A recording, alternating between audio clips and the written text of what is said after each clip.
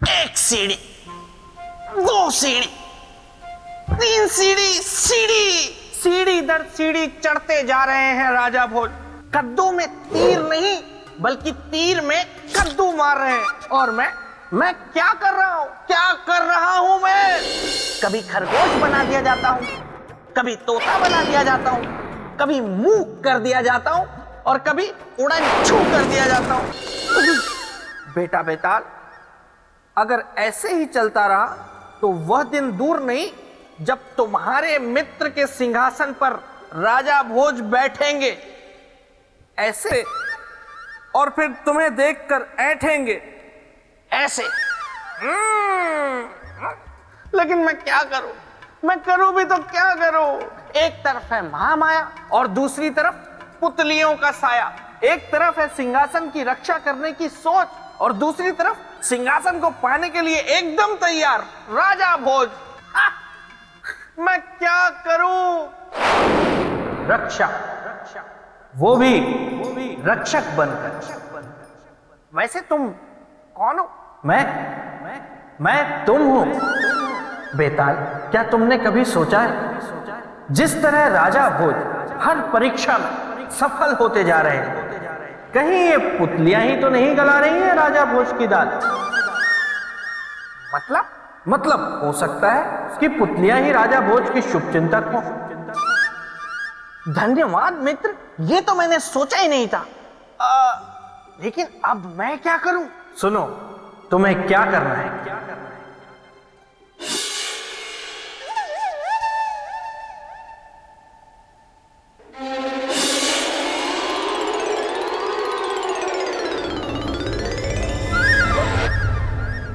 वाह, ये तो कमाल की युक्ति है।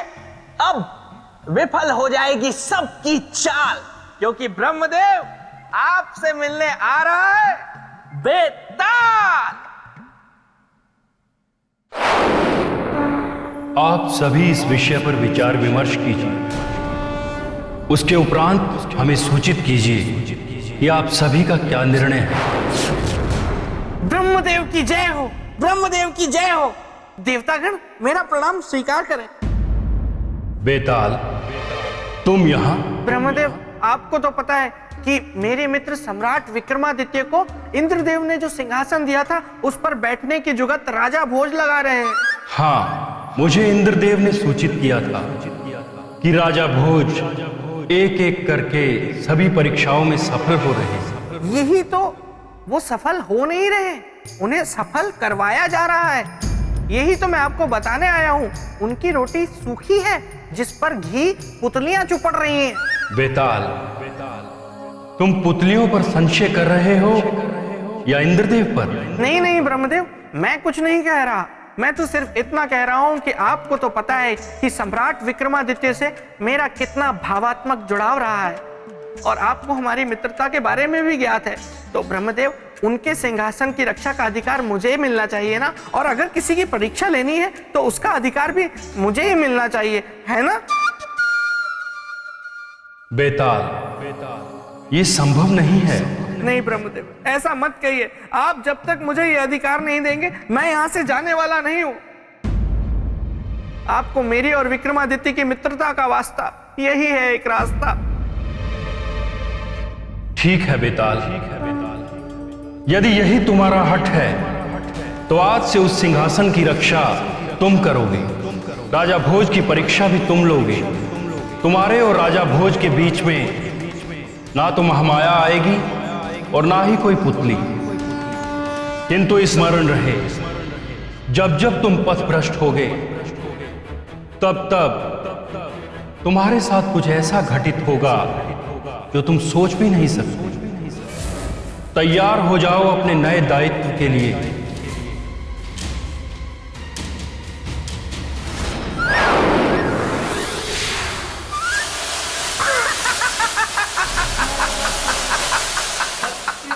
मैं हूं बेताल, गलने नहीं दूंगा किसी की दाल।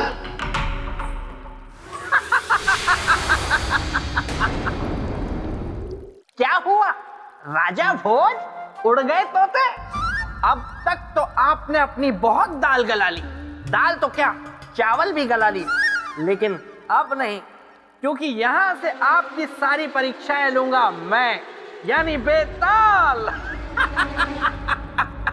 क्या श्रीमान बेताल परीक्षा आप लेंगे तो फिर पुतलियां क्या करेंगे? अब ना तो पुतलियां आएंगी और ना देवी महामाया, अब सिर्फ आप हैं, मैं हूं और ये सिंहासन है।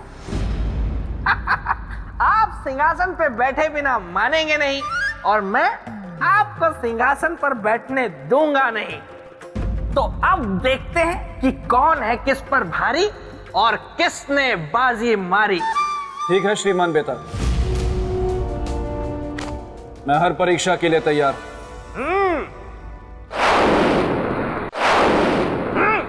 तो ठीक है, आपने मेरे मित्र की योग शक्ति की कथा सुनी, तो बताइए क्या आप में है वैसी योग शक्ति? सोचिए मत, मुझे पता है नहीं है। राजन, ये 32 गुणधारी सिंहासन है, इस पर विराजमान होने के लिए 32 गुणों की परीक्षा में आपको सफल होना पड़ेगा। राजन, अब तक पुतलियों द्वारा ली गई परीक्षाओं को पार करना आपके लिए बहुत आसान था, लेकिन बेताल की रचित मायावी परीक्षाओं को पार कर कर दिखाइए।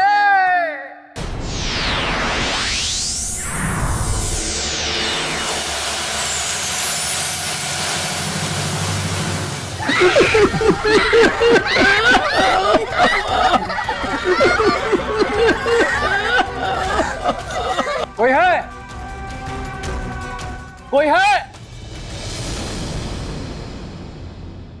अजनबी, वहीं रुक जाओ, एक भी कदम आगे मत बढ़ाना। इधर आओ, आगे मत जाना। आप लोग यहाँ क्यों छुपे बैठे हैं? हमारे पीछे काल पड़ा हुआ है, इसीलिए। काल? ये क्या कह रहे हैं आप? हाँ, सच में। कौन है वो? कैसा है वो? बहुत भयानक, बहुत ही भयानक। वो हमेशा अपने पास गड़ासा रखता है, बिल्कुल परशुराम जैसा। बहुत शक्तिशाली है वो, चमत्कारी शक्तियां हैं उसके पास।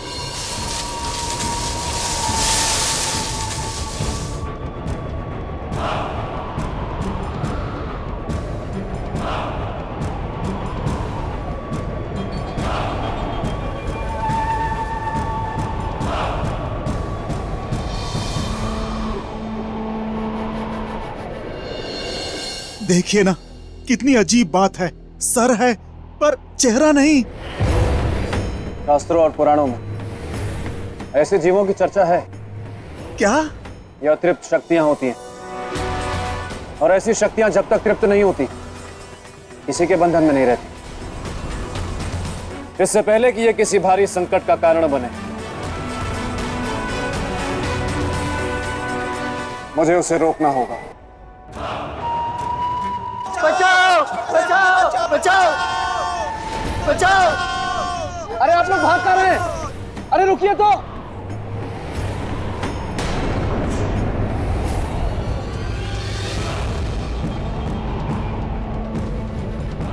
ये कारण है इनके भागने का, इसे रोकना होगा। सूरजभान, कहाँ हो तुम सूरजभान? सूरजभान? ये सूरजभान कौन है और ये उसे क्यों बुला रहा है? मैं पूछता हूं कि आखिर कैसे मुक्त हो गया वो? कैसे नहीं बांध पाए आप लोग उसे? कहां चला गया आप लोगों का तंत्र मंत्र? मंत्रीवर, अब उसे मंत्रों से रोक पाना अथवा तंत्र शक्ति से बांध पाना संभव नहीं है। तब उसे बांधने का क्या उपाय है पुरोहित जी? योग शक्ति। अब उसे केवल योग शक्ति से ही बांध सकते हैं। रुक जाओ, रुक जाओ, रुक जाओ, रुक जाओ, रुक जाओ।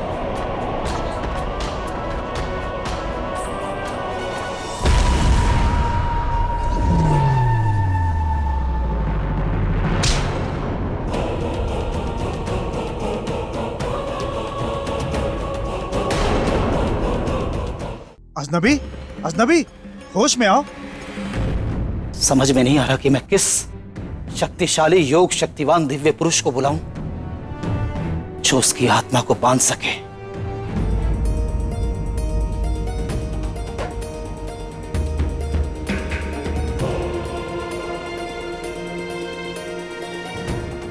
ये सूरजभान कौन है?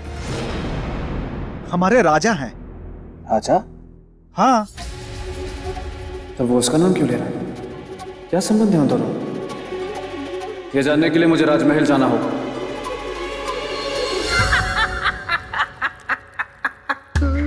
मेरे मित्र के सिंहासन को पाना मुश्किल ही नहीं, असंभव है। पर कहीं राजा भोज अपनी परीक्षा में सफल तो नहीं हो रहे? जाकर देखता हूं। महाराज सूरजभान! महाराज सूरजभान, कहाँ हैं आप? महाराज सूरजभान! महाराज सूरजभान! महाराज सूरजभान कहाँ? कौन हो तुम आगंतुक, और यहाँ किस लिए आए हो? मैं महाराज सूरजभान से मिलना चाहता हूँ। नहीं मिल सकते। क्यों नहीं मिल सकता? प्रश्न मत पूछो, मिलने का कारण बताओ। उनसे मिलने का कारण है कि मैं उन्हें मिलकर बताना चाहता हूं कि एक विनाशकारी शक्ति के कारण उनकी प्रजा संकट में है। उनसे पूछना है कि उस विनाशकारी शक्ति को रोके कैसे। क्या तुम सचमुच उसे रोकना चाहते हो? नहीं तो मैं यहां क्यों आता मंत्री जी? जब इतना नेक उद्देश्य है तुम्हारा, तो मैं तुम्हें उनसे अवश्य मिलवाऊंगा। आओ मेरे साथ।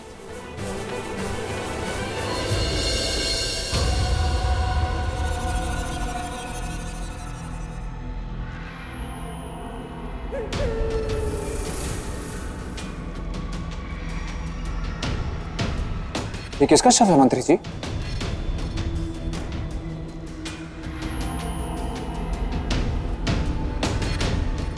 महाराज सूरजभान का। महाराज सूरजभान मर गए? कैसे और कब मंत्री जी? 2 दिन पहले। पर वो शक्ति तो इनका नाम ले रही थी। ऐसा क्यों मंत्री जी? बहुत गहरा संबंध है।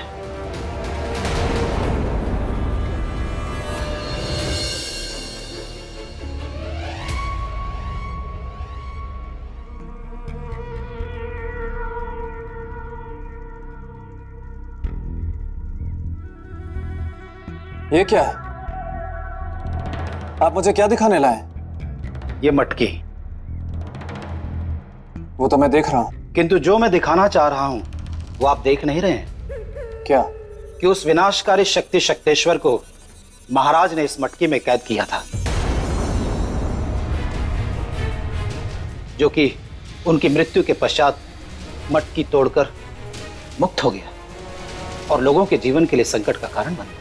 परंतु ये शक्तेश्वर है कौन?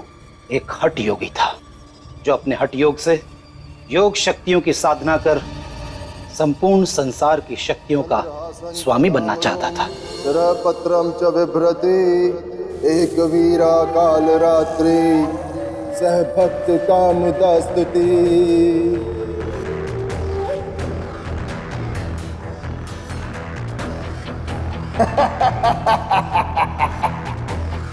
अब मैं कुछ भी कर सकता हूं, कुछ भी, क्योंकि अपने हठ योग से मैंने साध लिया है समय को। मैं सर्वशक्तिमान हूं, सर्वशक्तिमान शक्तेश्वर। नमन करो संसार, नमन करो अपने इस नए विधाता को, नमन करो। उसे अपनी शक्ति पर अभिमान हो गया, स्वयं को वो ईश्वर कहलाने लगा। और जब लोगों ने उसके इस संदेश को नकार दिया तो विचलित हो गया। उसने अपनी शक्तियों से लोगों का विनाश करना शुरू कर दिया। वैसे अगर आज मेरे मित्र विक्रमादित्य होते तो इस शक्तेश्वर को छठी का दूध याद दिला देते। वैसे ये मंत्री अच्छा है, और डराओ राजा भोज को ताकि ये दुम दबाकर भाग जाए। मरता क्या ना करता, लोगों ने विवश होकर उसे अपना ईश्वर मान लिया। एक मनुष्य को ईश्वर? ये तो अनर्थ था। और यहीं से दुर्भाग्य शुरू हो गया। लोगों के उसे ईश्वर मानते ही धर्म का नाश होना शुरू हो गया और अधर्म एवं पाप का विकास। राज्य की दुर्दशा देख दुखी महाराज एक दिन स्वयं शक्तेश्वर से मिलने पहुंचे।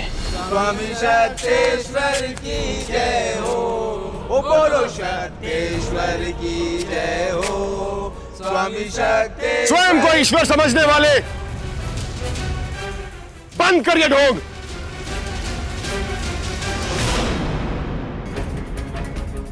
महाराजा सूरजबान, आप राजा होकर भी ये शिष्टाचार नहीं जानते कि जब भगवान के दरबार में आया जाता है तो स्वर में मधुरता रखी जाती। खैर, बोलो, भक्त क्या मांगने आया है भगवान से? शक्तेश्वर, हम तुमसे कुछ मांगने नहीं आए, बल्कि आज तुम्हें कुछ देने आए। क्या देने आया है भक्त भगवान को? ये भक्त इस ढोंगी भगवान को मौत देगा। तुम एक अधर्मी हो, तुमने अपमान किया है उस ईश्वर का, उसके धर्म का, उसके विधान का। अब तुम्हें जीने का कोई अधिकार नहीं है। अपने अंत के लिए तैयार हो जाओ। सूरजभान!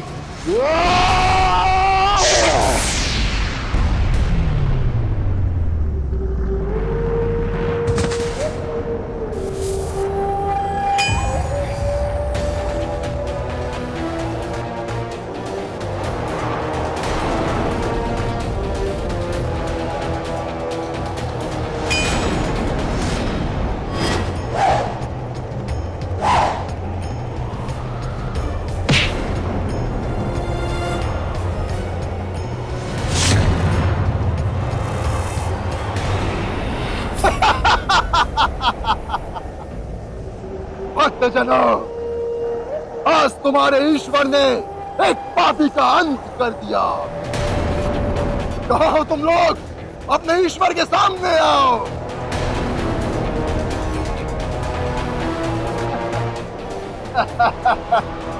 मैं हूँ सर्वशक्तिमान। भगवान शक्तेश्वर की, भगवान शक्तेश्वर की, भगवान शक्तेश्वर की, भगवान शक्तेश्वर की, भगवान शक्तेश्वर की, भगवान शक्तेश्वर की, भगवान शक्तेश्वर की, भगवान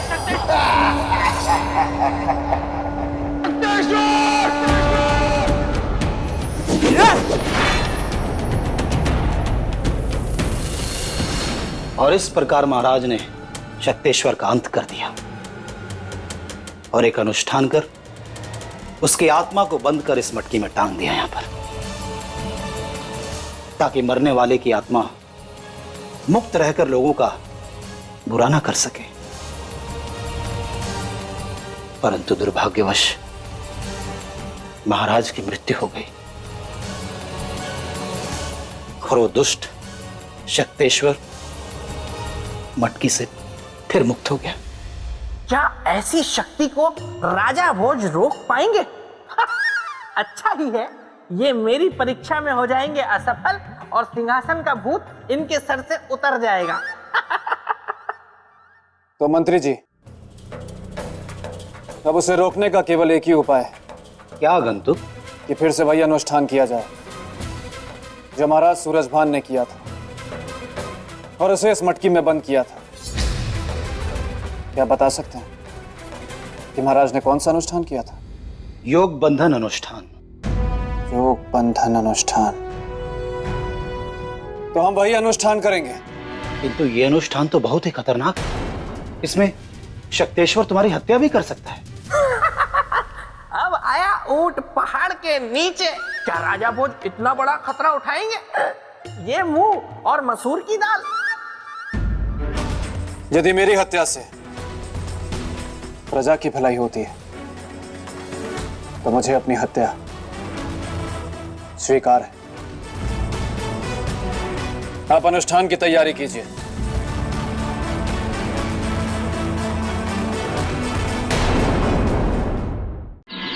चंद्रहासम च दामरुम पत्र च बिभर्ति काम दस्तुति एक वीरा काल रात्रि च भक्त च काम दस्तुति ओम स्वाहा। अरे अगर राजा भोज इस अनुष्ठान को करवाने में सफल हो गए और सक्तेश्वर को मटकी में बंद कर लिया तो वे मेरी परीक्षा में सफल हो जाएंगे।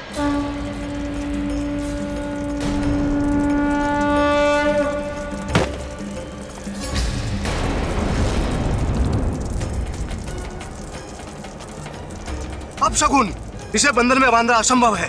संसार में कुछ भी असंभव नहीं। सच्चे मन से किया गया प्रयास कभी विफल नहीं होता। आप बस यज्ञ करिए, रुकिए मत। हम अपने उद्देश्य में अवश्य सफल होंगे। चंद्रहासम च दामरुम पत्रम च बिभ्रति एक वीरा काल रात्रि। सक्तेश्वर अभी तक प्रकट क्यों नहीं?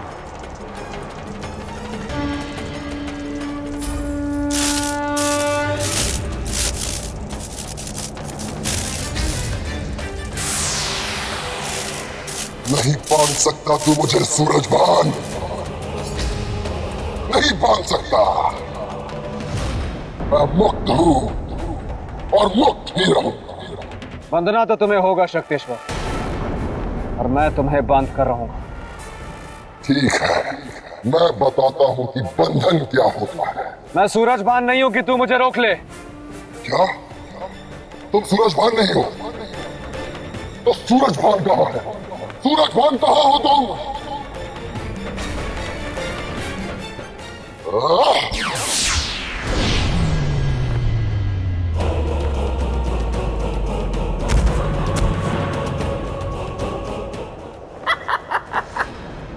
सक्तेश्वर भी बेहद शक्तिशाली है। वो इतनी आसानी से काबू में आने वाला नहीं है।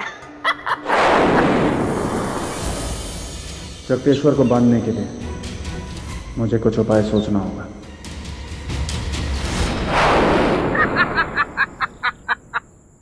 क्या हाल है राजन?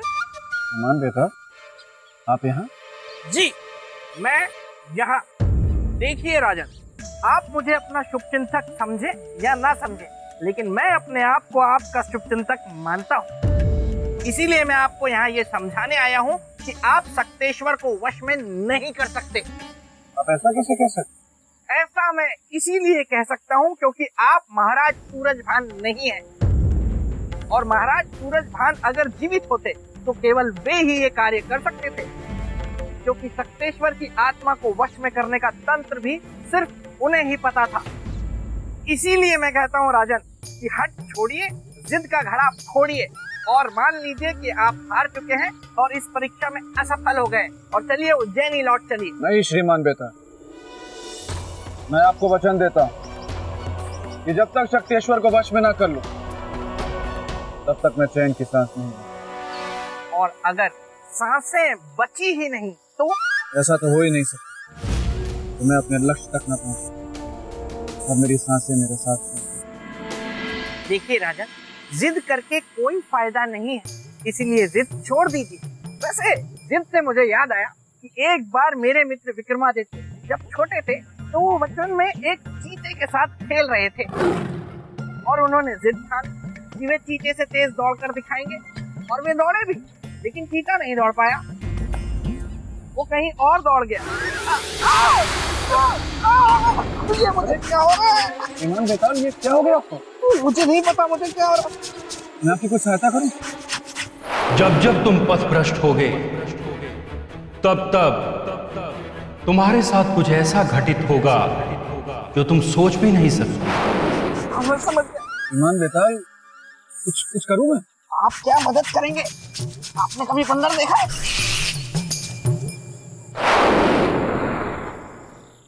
भेताल तो कह रहा था कि महाराज सूरजभान ही सक्तेश्वर को बांध सकते हैं। पर यह कैसे संभव है कि महाराज नहीं है तो यह कार्य होगा ही नहीं? मेरा मन कहता है कि होगा, पर कैसे? मिल गया मुझे मार्ग। यदि मैं भी सम्राट विक्रमादित्य के समान अपनी अंतरात्मा को महाराज सूरजभान के शरीर में स्थापित कर दूं, तो यह कार्य हो जाएगा। यही उपाय है शक्तेश्वर को बंदी बनाने का। मैं यही करूंगा।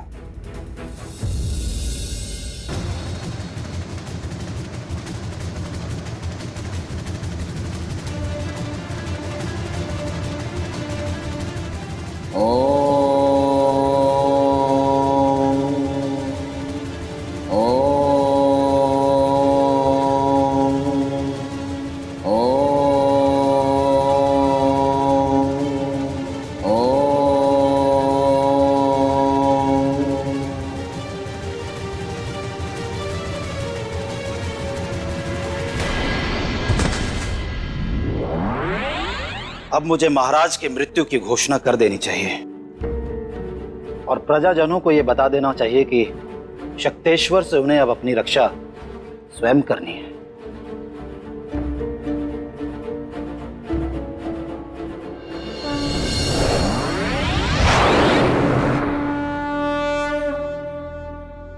मंत्री जी, मंत्री जी, मंत्री जी।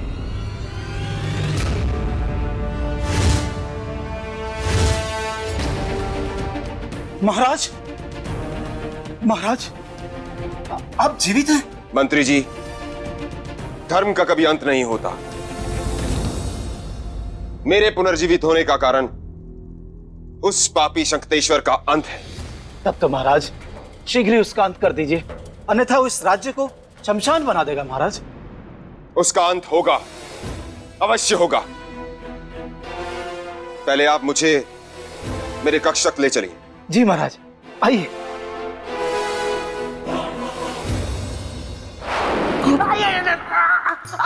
मुझे बचाओ, इस खुजली से कोई मुझे बचाओ। यहाँ तो कांटा है। मेरा गोलू यहाँ होता तो कोई ना कोई रास्ता जरूर दिखा देता। गोलू, गोलू, गोलू, तुम यहाँ? गोलू, मुझे जल्दी से कोई रास्ता दिखाओ जिससे मेरी ये खुजली खत्म हो सके। क्या तुम्हारे पास भी कोई रास्ता नहीं है? तो मैं क्या करूंगा? हे ब्रह्मदेव, ये क्या कर दिया आपने? मैं भावनाओं में बह गया, इसलिए वो सब कर गया। अब मुझे माफ कर दीजिए ब्रह्मदेव। खुजली, खुजली।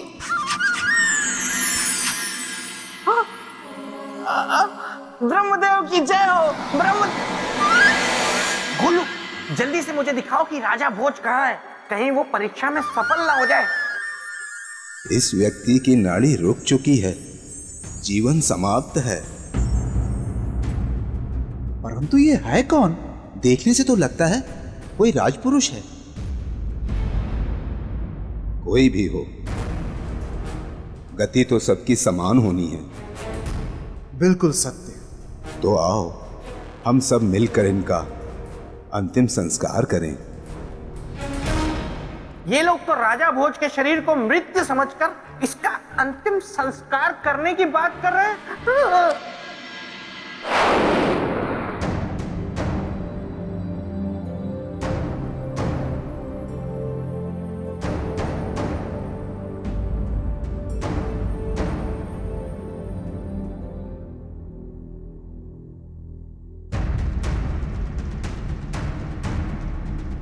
अब मुझे शक्तेश्वर को बंदी बनाने के उस सूत्र को खोजना होगा जो महाराजा सूरजभान के इस कक्ष में है।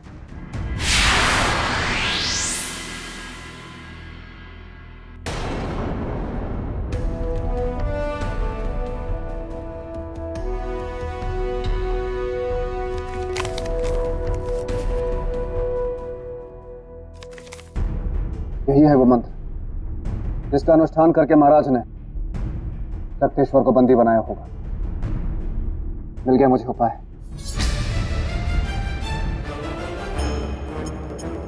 इस नक्शे में दर्शाया गया है एक गुफा को, जिसमें प्रवेश तो कर रहे हैं दो लोग, लेकिन बाहर आ रहा है केवल एक। यही विधि होगी शक्तेश्वर को बंदी बनाने की। अब तो नहीं बचेगा शक्तेश्वर, नहीं बचेगा।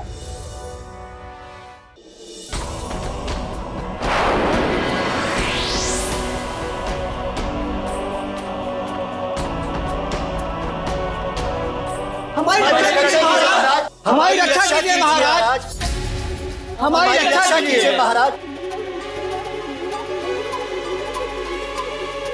शक्तेश्वर के कारण अब आप लोगों को कोई कष्ट नहीं होगा। मंत्री जी, आज्ञा महाराज। आप जाइए और जनता की चिकित्सा और सुरक्षा का प्रबंध कीजिए। हम एक कार्य पूरा करके आते हैं। जी महाराज। आइए आप सब।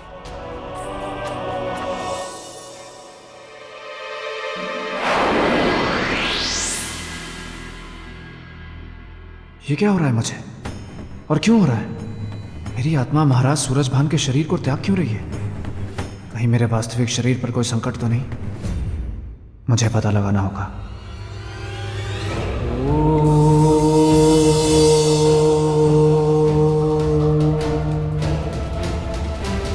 हमने आसपास के गांव में भी पता कर लिया है, कोई भी नहीं जानता इस राजपुरुष को।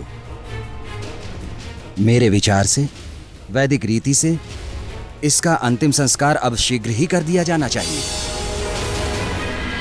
ये ऋषिगण तो मेरे शरीर का अंतिम संस्कार करने जा रहे हैं। मुझे रोकना होगा उन्हें, अन्यथा मैं कभी अपने जीवन में वापस नहीं लौट पाऊंगा।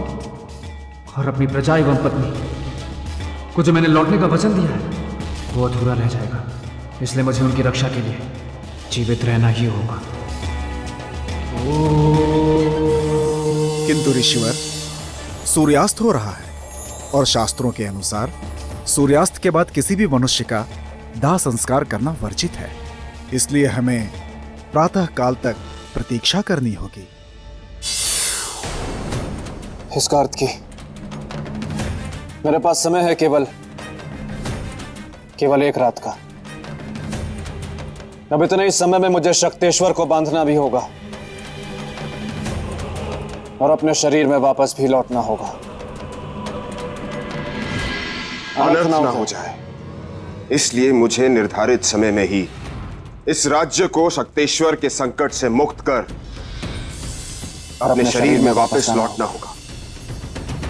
चंद्रासंच दामरो शिरः पत्रम च विभूति एक वीरा काल रात्रि सह भक्त चह कामदास स्तुति।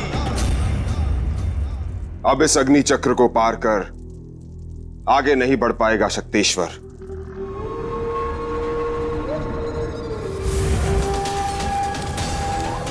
सूरजभान, मैं जानता हूं कि मुझे रोकने वाले तुम ही हो, किंतु अब तुम मुझे कभी नहीं रोक पाओगे, क्योंकि आज मैं तुम्हारा अंत कर दूंगा और तुम्हारे बंधन से सदा के लिए मुक्त हो जाऊंगा, सदा के लिए। चंद्रासंच दामरो शिरः पत्रम च विभूति एक वीरा काल रात्रि सह भक्त चह कामदास स्तुति। चंद्रासंच दामरो शिरः पत्रम च विभूति एक वीरा काल रात्रि सह भक्त चह कामदास स्तुति। मेरा सब कुछ, मेरा शरीर, मेरी शक्ति और मेरी स्वतंत्रता छीनने वाले सूरजभान, आज मैं तुझे जीवित नहीं छोड़ूंगा। शिरः पत्रम च विभूति एक वीरा काल रात्रि सह भक्त चह कामदास।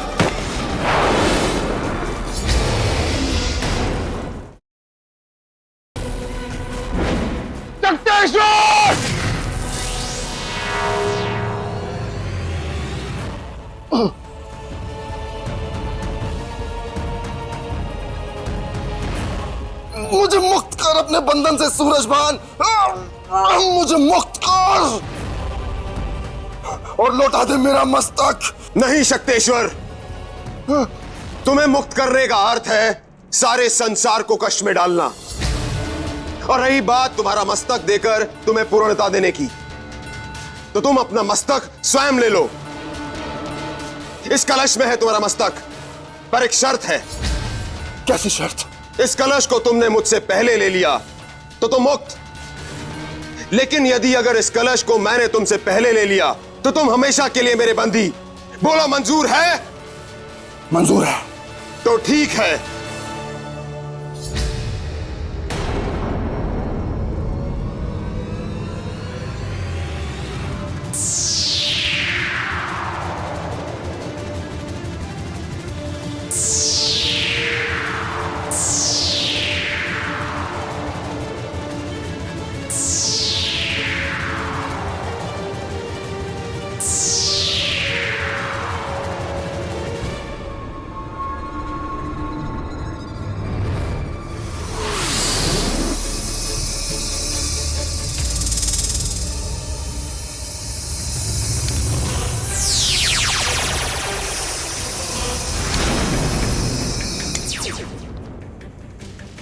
सूरजभान, मुझे मुक्त कर। ये छल है ये। नहीं, दुष्ट और पापी के साथ किया गया छल नहीं बल होता है। और आज हमने बल से तुम्हें अपना बंदी बना लिया है। अब तुम कभी मुक्त नहीं हो सकते, कभी भी नहीं।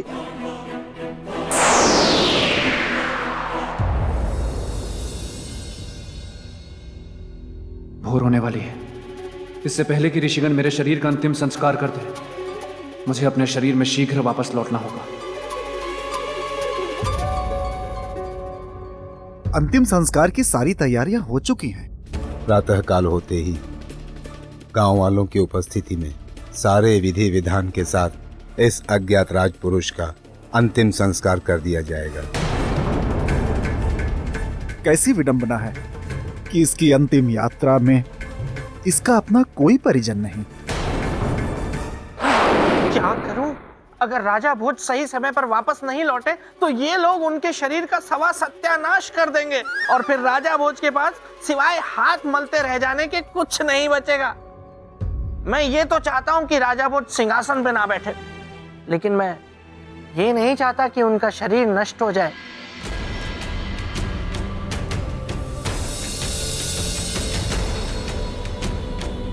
इस कक्ष से शक्तेश्वर की आत्मा कभी मुक्त नहीं हो पाएगी महाराज, क्योंकि यह कक्ष योग मंत्र से सिद्ध किया हुआ कक्ष है। महाराज, अब आप इस कलश को इस स्थान पर स्थापित कर दें।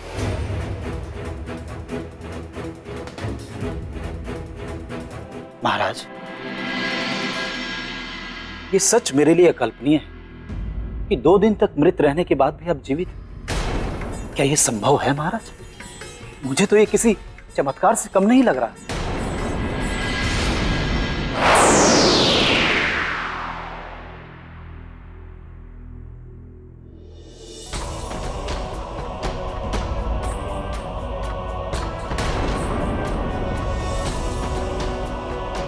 ना ही ये कोई चमत्कार है, ना ही ये कोई माया। ये तो बस महाकाल का आशीर्वाद ही है कि मैं अपनी योग शक्ति के द्वारा अपनी आत्मा को महाराज के शरीर में प्रवेश करा के उन्हें जीवित कर पाया। लेकिन आपने ऐसा किया क्यों? विनाशकारी शक्तेश्वर के उत्पात को रोकना। धन्य है आप राजन, जो प्रजा की भलाई के लिए आपने अपने जीवन को दांव पर लगा दिया। मंत्री जी, अब मुझे आज्ञा दीजिए। नहीं, मैं आपको जाने नहीं दूंगा। आप क्या कह रहे हैं मंत्री जी? मेरा वहां जाना अत्यंत आवश्यक है। यदि मैं वहां वापस नहीं गया तो जीवित नहीं बचूंगा। मेरा शरीर पंच तत्वों में विलीन हो जाएगा। महाराज, है कहीं आपके जाने के बाद और महाराज के पार्थिव शरीर के पंच तत्व में मिलने के बाद यदि शक्तेश्वर मुक्त हो गया तो, और यदि वो मुक्त हो गया तो फिर से वही हाहाकार मच जाएगा पूरे राज्य में। महाराज, प्रजा की भलाई के लिए आपको यहीं रुकना होगा, महाराज के शरीर में। ये तो आपने मुझे बहुत बड़ी समस्या के भंवर में डाल दिया। यदि मैं जाता हूं तो शक्तेश्वर फिर से मुक्त हो जाएगा। यदि मैं रुकता हूं तो मेरा अंत हो जाएगा।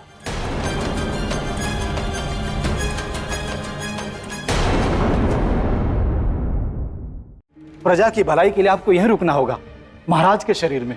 ये तो आपने मुझे बहुत बड़ी समस्या के भंवर में डाल दिया। यदि मैं जाता हूं तो शक्तेश्वर फिर से मुक्त हो जाएगा। यदि मैं रुकता हूं तो मेरा अंत हो जाएगा। कोई ऐसा मार्ग निकालिए जिससे किसी का भी अहित ना हो। अब तो एक ही मार्ग है कि शक्तेश्वर की आत्मा को सदा के लिए इस धरती से समाप्त कर दिया जाए। जो वश में नहीं आ रहा वो समाप्त कैसे होगा राजन? संभव है मंत्री जी, पर उसके लिए आपको मुझे उपाय बताना पड़ेगा। कोई ऐसी विधि जिसकी चर्चा महाराज ने कभी आपसे की। राजन, इस विषय पर पुरोहित जी ही कुछ बता पाएंगे। तो शीघ्र बुलवाइए उन्हें। मृत्यु के पश्चात भी इस राजपुरुष के चेहरे पर कितना तेज है। मुझे तो ये कोई युग पुरुष लगता है। ऋषिवर, भोर होने को है, हमें अंतिम यात्रा की तैयारी प्रारंभ कर देनी चाहिए। अवश्य। अरे राजा भोज कहाँ रह गए? जल्दी आइए। सूर्योदय होने में केवल कुछ ही पल शेष है। इधर सूर्योदय हुआ, उधर आपका शरीर जलकर राख हो जाएगा। क्या करूं क्या करूं? हाँ, एक काम करता हूँ, कुटिया को बाहर से बंद कर देता हूँ, ये ऋषिगण बाहर जा ही नहीं पाएंगे। बेताल, मैंने तुम्हें सिंहासन की रक्षा का अधिकार दिया था, किंतु तुम पथ से भटककर ऋषि मुनियों को सताने का प्रयत्न कर रहे हो। स्मरण रहे, यदि तुम पथ से भटके तो तुम पर कष्ट आएंगे।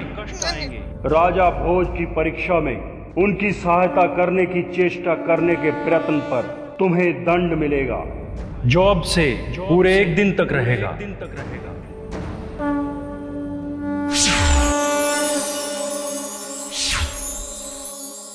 अब क्या किया इन्होंने? हैं?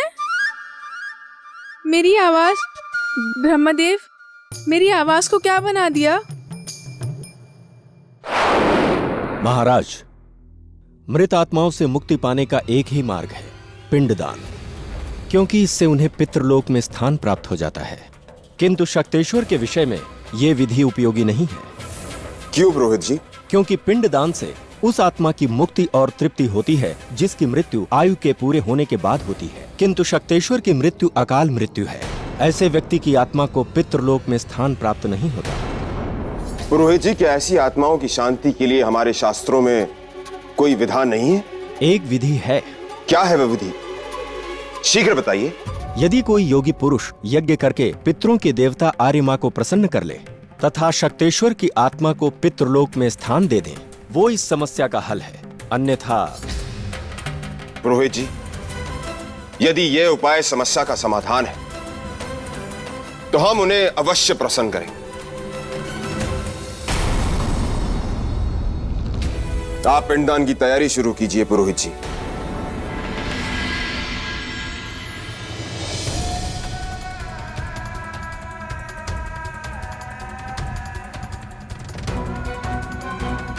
अब हमें शमशान भूमि के लिए प्रस्थान करना चाहिए। ओम कल्लवाडलम पितृ संतानम, ओम चतुर्दर्शानम, ओम भू पितृ संतानम, ओम भुआ पितृ संतानम।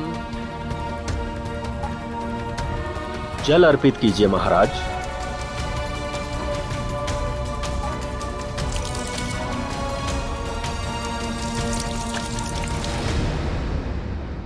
महाराज, पिंडदान हो गया। पुरोहित जी, अब इसके आगे?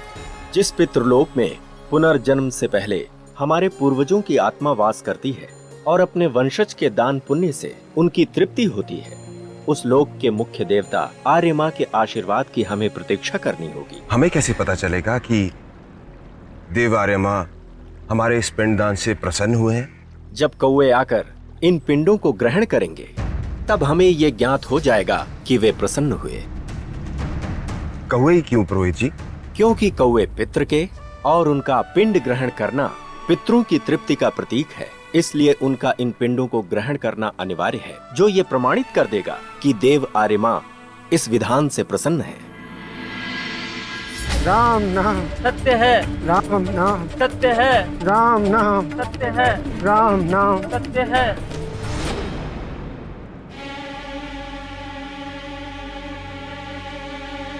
पुरोहित जी, इतना समय बीत गया, अभी तक इन पिंडों को ग्रहण करने के लिए पितृ रूपी कौवा आया क्यों नहीं? उन्हें बुलाना होगा। पुरोहित जी, हम कौवों को कैसे बुलाएंगे? हमें उनकी ध्वनि में उन्हें बुलाना होगा। क्या ऐसा करने से वे आ जाएंगे? आशा है। तो ठीक है।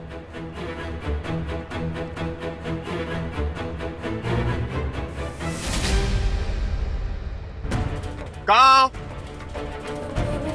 काव काव काव काव। राम नाम सत्य है, राम नाम सत्य है, राम नाम सत्य है।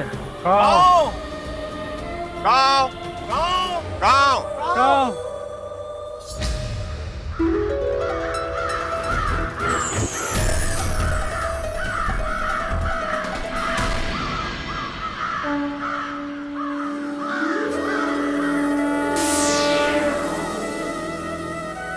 राजन, हम आपसे अति प्रसन्न हुए। बताइए, हम आपके लिए क्या कर सकते हैं? हे देव आर्यमा, इस कलश में एक अतृप्त आत्मा है। इसे अपने पितृलोक में स्थान दे ताकि पृथ्वीवासी इसकी यातना का शिकार ना बने। राजन, संसार के कल्याण हेतु हमें इस आत्मा को अपने पितृलोक में स्थान अवश्य दें।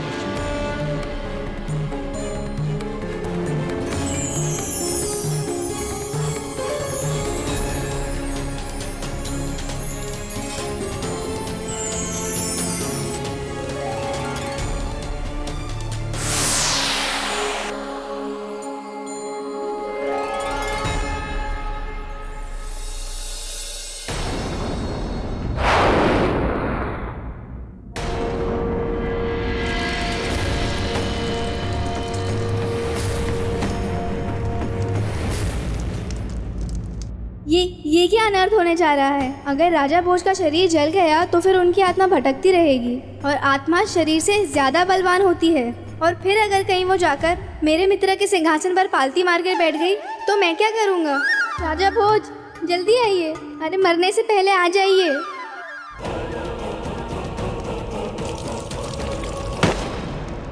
अब मुझे आज्ञा दें। राजन, ये राज्य सदा आपका आभारी रहेगा। इसमें आभार कैसा मंत्री जी?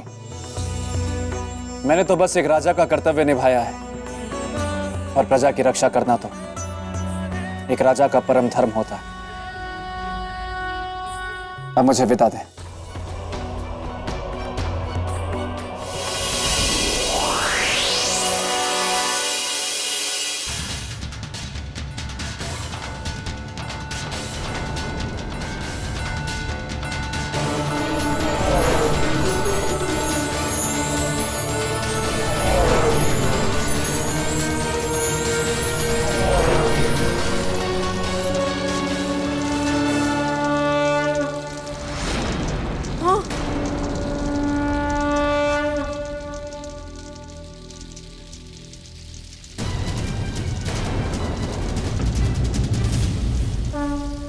ऋषिवर,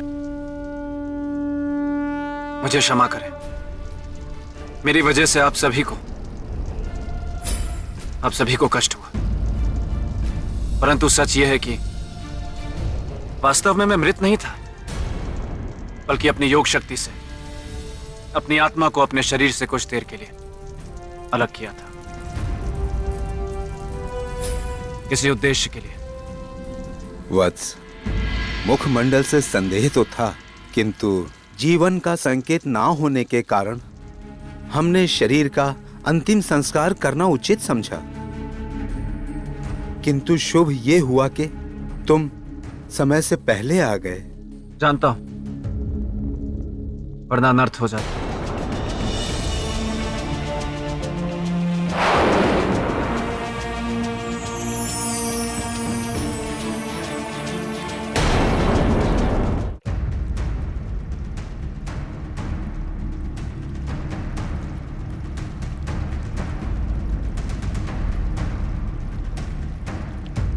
कैसे है राजन? श्रीमान बेताल, भला ये कैसा स्वांग है? मैंने सोचा राजन कि ना तो यहाँ देवी महामाया है और ना ही अन्य पुतलियाँ। आपको उनकी याद सताती होगी, क्योंकि अब तो केवल मैं ही आपकी परीक्षाएं लूँगा। तो मैंने सोचा कि क्यों ना स्त्री की आवाज़ बनाकर आपका थोड़ा मनोरंजन कर दूँ। आपने मेरे लिए इतना सोचा, इसके लिए आपका अनेक अनेक धन्यवाद। परंतु आपकी पहले की आवाज बेहतर थी। अब इसको कैसे समझाओ कि पूरा एक दिन मेरी आवाज ऐसे ही रहने वाली है? राजन, आप ये बताइए कि श्रीमान बेताल, रुकावट के लिए मैं आपसे क्षमा चाहता हूँ, किंतु मैं आपसे ये पूछना चाहता हूँ कि मैं योग शक्ति की परीक्षा में सफल हुआ या असफल? आपको क्या लगा राजन कि आपने कद्दू में तीर मार दिया? माफ कीजिएगा राजन, लेकिन मैं आपको सिंहासन की अगली सीढ़ी चढ़ने नहीं दे सकता, क्योंकि आप मेरी परीक्षा में, यदि तुम पथ से भटके तो तुम पर कष्ट आएंगे। आपकी परीक्षा में सफल तो नहीं हुए, लेकिन क्या करूं, मेरा हृदय बहुत दयालु है। इसलिए चलिए चढ़ जाइए 5वीं सीढ़ी। धन्यवाद श्रीमान बेताल, अनेक अनेक धन्यवाद।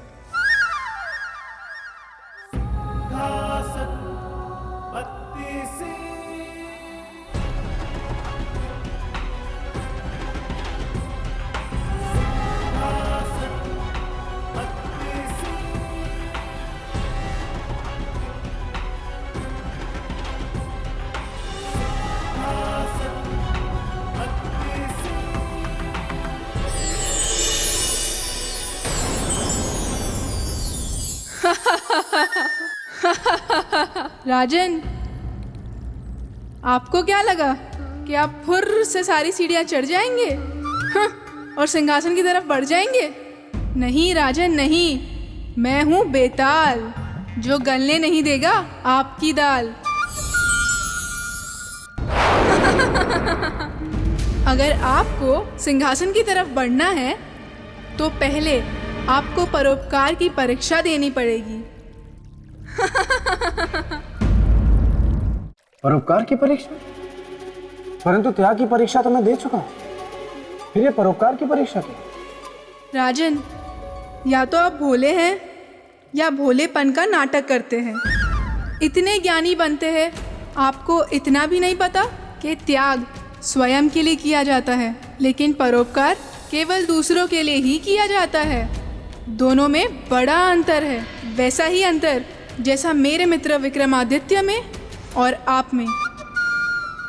एक राई और दूसरा पर्वत, एक साधारण पानी और दूसरा शरबत। चलिए, इसी बात पर मैं आपको मेरे मित्र के परोपकार की कथा सुनाता हूँ।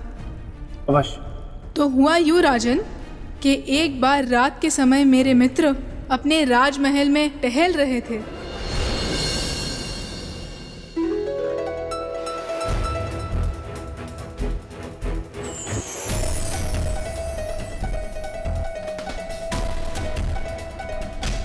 हर घर में प्रकाश फैलाने वाली है बातिया। धन्य है आप, हर घर की खबर रखती है, हम सम्राट होकर भी नहीं रख पाते।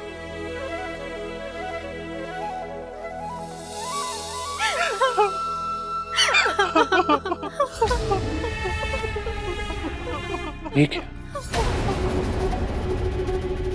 ये तो बातिया रो क्यों रही? क्या दुख है इन्हें?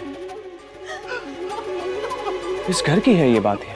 लगता है जिस घर की है उस पे या तो कोई विपत्ति है या फिर कोई विपदा आने वाली है। हमें पता लगाना होगा कि ये रो क्यों रही है।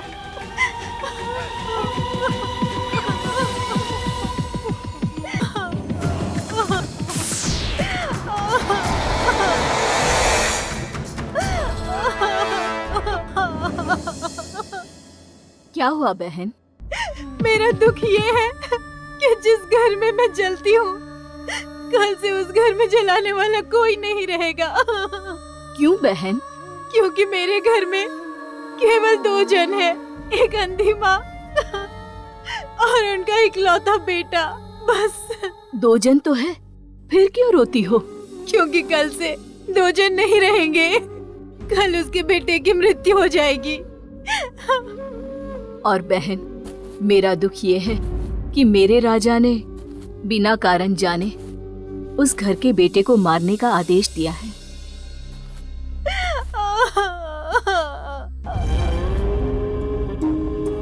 देवियों,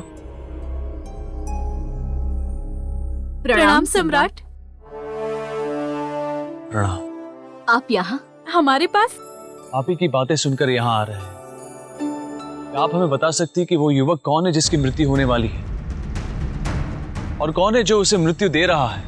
आप जानकर क्या करेंगे सम्राट? गरीबों पे सदा अमीरों का अत्याचार और अन्याय होता रहा है।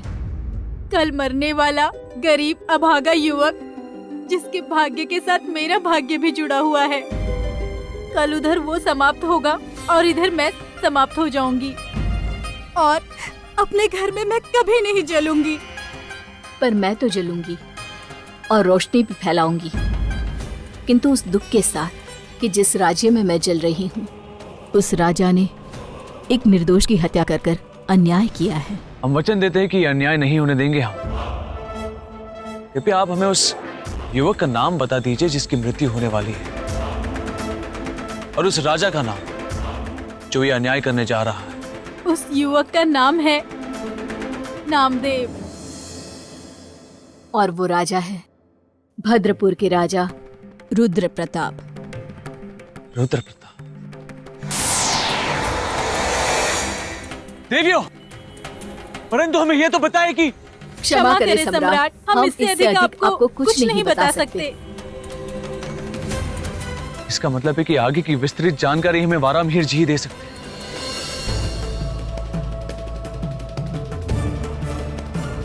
ग्रहों के योग से तो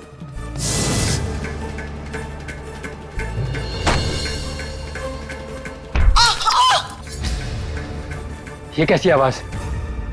माँ, माँ, माँ, चोट तो नहीं आई माँ? नहीं बेटा, ठीक हो। माँ, तुमसे कितनी बार बोला पानी चाहिए तो मुझे बुला लिया करो। बेटा, हर बात के लिए मैं कहा तुझे बार बार बुलाऊं। जब तक मैं जिंदा हूँ सारे काम मैं ही करूंगा, तुम बस आराम करो।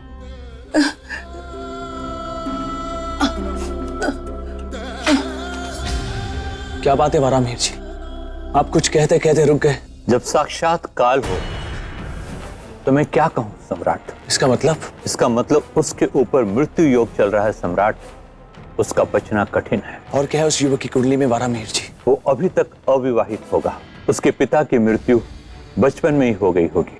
उसके साथ उसकी माता होगी जो नेत्रहीन होगी। अब कुछ आराम मिला? हाँ बेटा, चुक चुक जियो मेरे लाल, चुक चुक जियो। बहुत कष्टमय समय है और इसी कष्ट में उस लड़के की मृत्यु हो जाएगी। तत्पश्चात उसकी माता, उसकी भी मृत्यु हो जाएगी। इसका अर्थ है कि एक ही घर में दो दो मृत्यु। हम ऐसा नहीं होने देंगे वारामिहिर जी। अब तो ईश्वर मेरी एक अंतिम इच्छा पूरी कर दे बस। वो क्या माँ? कि जब मैं प्राण त्याग दूं तो तू मेरे पास रहे। जा माँ, मैं तुझसे बात नहीं करता। हर समय मुझे छोड़ के जाने की बात करती है। अरे बेटा, गुस्सा हो गया ना बेटा। आ बैठ, मेरे पास बैठ।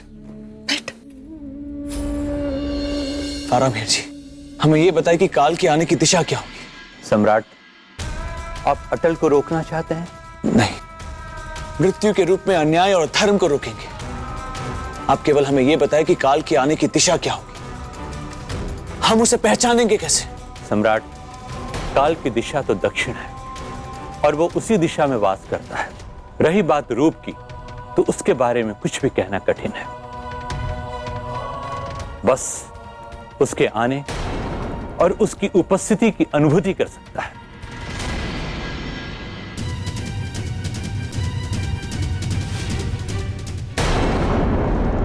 देखा राजन, देखा आपने कितने परोपकारी थे मेरे मित्र विक्रमादित्य। उन्हें क्या लेना देना कोई जिए या मरे, लेकिन नहीं, परोपकारी जो ठहरे इसीलिए पराई आग में कूद पड़े और निश्चय कर लिया, और वह नामदेव को पचाकर ही रहेंगे और निकलने की तैयारी कर ली।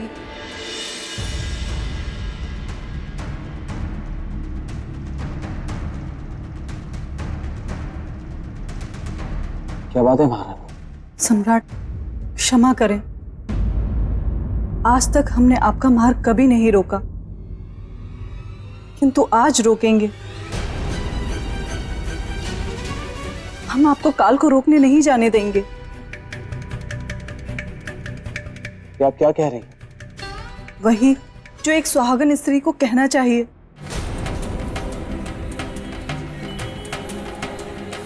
हम आपकी भावनाओं को समझ सकते हैं महारानी जी, आपके प्रेम का सम्मान करते हैं, परंतु काल को रोकना आवश्यक है। यदि नहीं रोका तो एक निर्दोष युवक ही नहीं मरेगा, परंतु उसके साथ उसकी अंधी मां की भी मृत्यु हो जाएगी, जिसकी सारी कामना अपने पुत्र के साथ जुड़ी हुई है। किंतु आप पर कोई संकट आए, हम ये भी तो सहन नहीं कर सकते सम्राट। हमारे साथ जो होगा जो नहीं होगा ये भविष्य की बात है, परंतु मां और बेटे के साथ जो हो रहा है वो वर्तमान में हो रहा है, और वर्तमान को सुधारना हमारे लिए अधिक आवश्यक है। अब आप ही बताइए महारानी, हम क्या करें? आप ही निर्णय लीजिए। हमारी शुभकामनाएं आपके साथ हैं।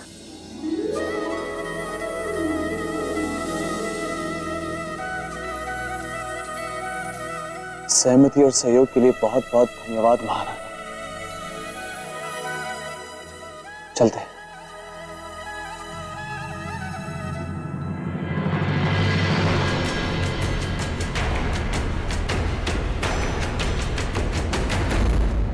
हम भी चाहते हैं कि आपके हाथों उस निर्दोष युवक की जान बचे,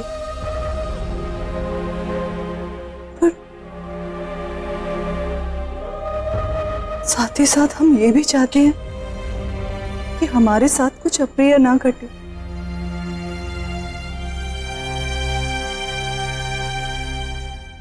माँ, मैंने भोजन और पानी की व्यवस्था कर दी है।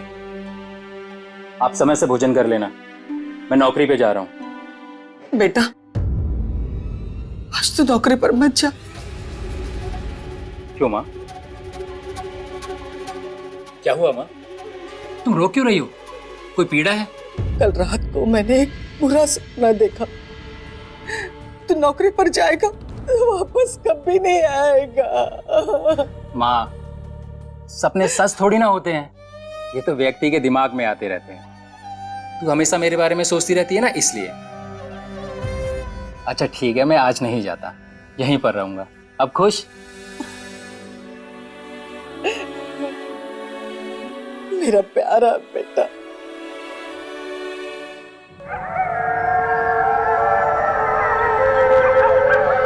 ये क्या? दिन में सियार के रोने की आवाज।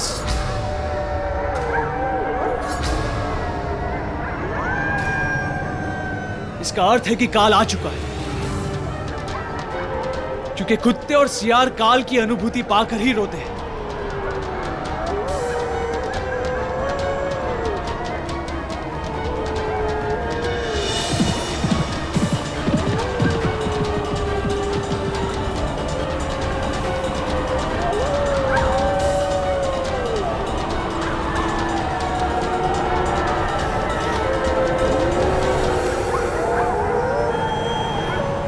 सियार के रोने की आवाज इसी दिशा से आ रही है। इसका अर्थ यह है कि काल भी इसी दिशा से आया होगा।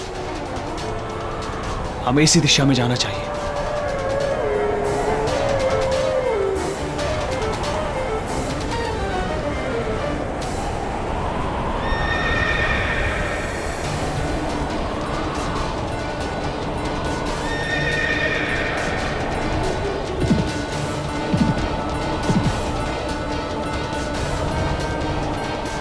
काल,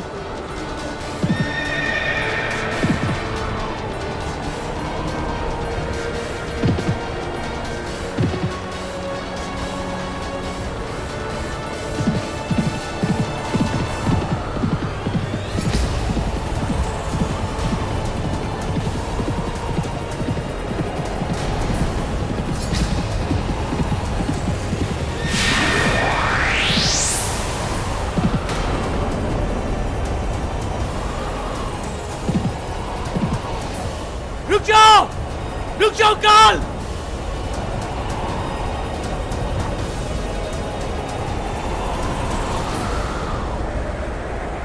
ये क्या? काल के शरीर का तो केवल भ्रम हुआ। हम तो उसे छू भी नहीं पाए। वो आया और तेजी से चला गया। क्या हुआ राजा भोज? इतनी हैरानी किस बात पर? बेटा, मुझे हैरानी इस बात की है कि काल सम्राट विक्रमादित्य के सामने से निकल गए और सम्राट विक्रमादित्य उसे रोक भी नहीं पाए। हाँ, आप होते तो उसे चुटकी बजाकर रोक लेते या पकड़ लेते। राजन, वो काल था। काल का ना कोई रूप होता है और ना कोई स्वरूप। वो होता है हवा, और हवा को कोई कैसे पकड़ सकता है? अगर सम्राट विक्रमादित्य काल को पकड़ ही नहीं पाए तो नामदेव की रक्षा कैसे की होगी उन्होंने बेटा? इसीलिए तो मैं कहता हूँ राजन कि संसार के समस्त राजा एक तरफ और मेरा मित्र विक्रमादित्य एक तरफ। अगर वो काल था तो उसके सामने उसका काल था, यानी सम्राट विक्रमादित्य, मेरे मित्र। और इसके बाद जो हुआ राजन, वो बहुत ही मजेदार और कौतूहल से भरा हुआ था।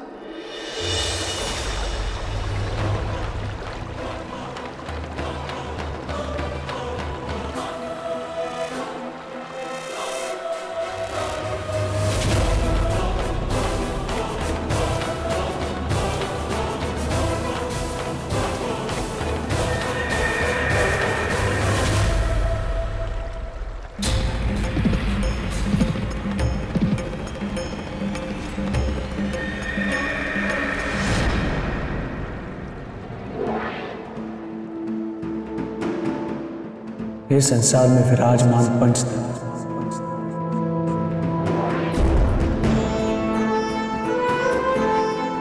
पवित्र जल, वायु, अग्नि, पृथ्वी और आकाश,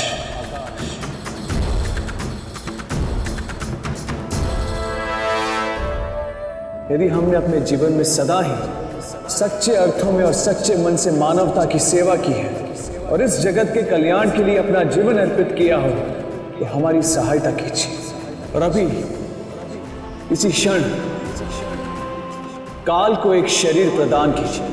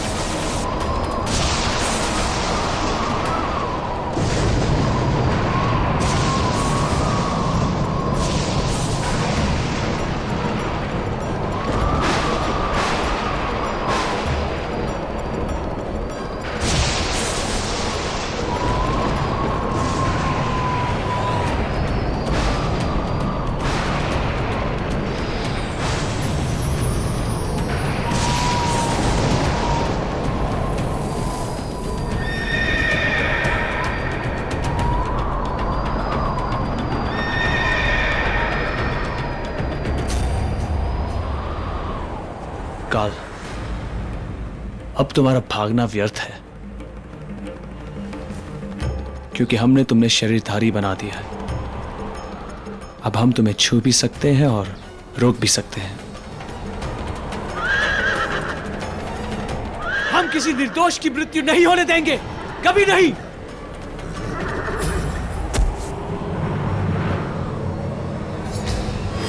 काल, देखता हूं कब तक और कहां तक भागते हो तुम।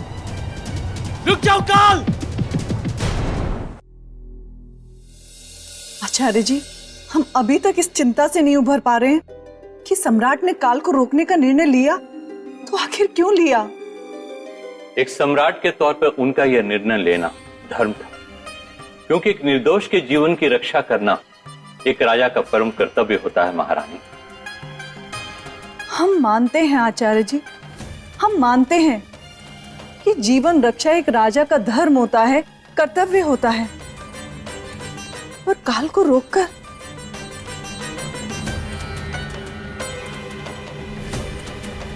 सच कहें तो इस बार सम्राट ने हमें शुभ और अशुभ के दो पार्टों के बीच पिसने को छोड़ दिया है। हम बुरे विचारों से अपने आप को मुक्त ही नहीं कर पा रहे हैं। आपकी आशंका निराधार नहीं है महारानी, क्योंकि काल को रोकना कभी भी शुभ हो ही नहीं सकता, और यदि उसे अपने तेज से रोका गया तो रोकने वाले के जीवन चक्र में प्रवेश कर सकता है। अर्थात उस रोकने वाले को भी काल के नियमों और सिद्धांतों का पालन करना होगा। आपका संकेत हम समझ गए आचार्य श्री। महारानी, मैंने ये जो कहा ये मेरा संकेत नहीं, संदेह था, और संदेह कभी सत्य का चोला नहीं पहनता। महाराज, आप निश्चिंत रहिए, सम्राट को कुछ नहीं होगा। उनका तेज, उनकी शक्ति काल पर भी विजय प्राप्त करेगी। हमें विश्वास है कि सम्राट काल को अवश्य जीत लेंगे, किंतु फिर भी एक बार सम्राट की कुंडली देखकर आप हमें उनका भविष्य बताएं, अभी और इसी क्षण।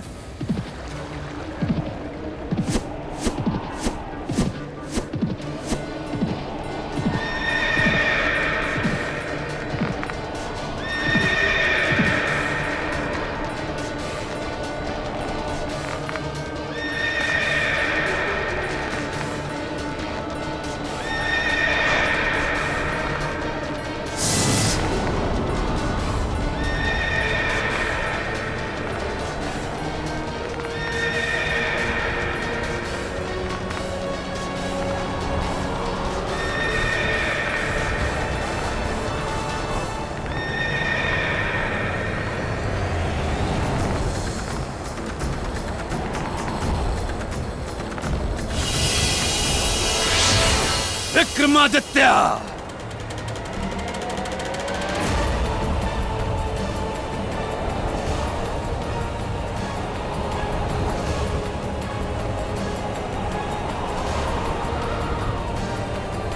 तुम्हारा ये दुस्साहस, तूने काल को रोकने की कोशिश की,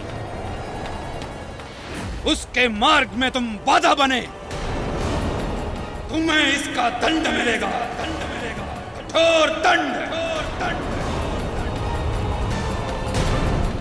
तो राजन, अगर आप मेरे मित्र की जगह होते तो क्या काल को ऐसे पकड़ सकते थे? नहीं नहीं नहीं नहीं, उत्तर मत दीजिएगा, उत्तर मत दीजिएगा, क्योंकि मेरा ये प्रश्न ही गलत है। आप मेरे मित्र की जगह कैसे हो सकते? हो ही नहीं सकते। कहाँ बूंद और कहाँ सागर, कहाँ मिट्टी का दिया और कहाँ सोने की गागर। सही कहा आपने बेटा। सम्राट विक्रमादित्य से बराबरी का तो मैं सोच भी नहीं सकता। वाह वाह वाह वाह वाह वाह राजा भोज, वाह। मेरे मित्र से बराबरी के बारे में नहीं सोच सकते, लेकिन उनके सिंहासन को प्राप्त करने के बारे में दिन रात सोचते रहते हैं। बल्कि मुझे तो लगता है आप सोचते ही सिर्फ यही है। श्रीमान बेतार, मैंने आपसे पहले भी कहा था कि इस सिंहासन को मैं अपनी प्रजा के हित के लिए प्राप्त करना चाहता हूँ। इसलिए आप कृपया करके मुझे सम्राट विक्रमादित्य की परोपकार की कथा सुनाएं, ताकि मैं उससे प्रेरणा लेकर इस सिंहासन को प्राप्त कर सकूं। तो ठीक है, सुनिए। मेरा मित्र था काल के सामने और महारानी थी वराह मिहिर जी के सामने। आचार्य जी, देख ली आपने सम्राट की कुंडली? महारानी, मेरा ऐसा मत है कि अनावश्यक कुंडली नहीं देखनी चाहिए। कुंडली देखने का अर्थ है काल की गणना, और काल की गणना शुभ हो या अशुभ, आप बस सम्राट की कुंडली देखिए, ये हमारा आदेश है। जी महारानी।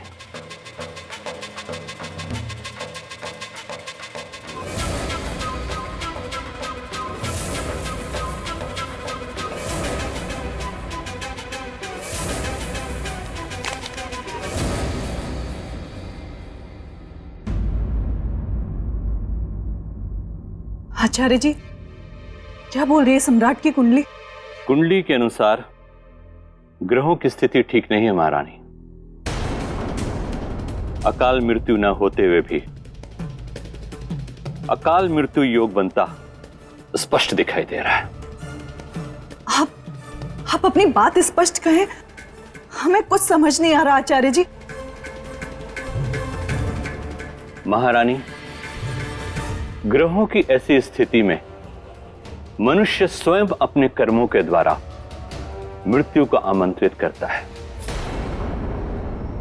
जैसे दो व्यक्तियों के झगड़े में अकारण तीसरे का आ जाना और उनके हथियार से उनका मारा जाना।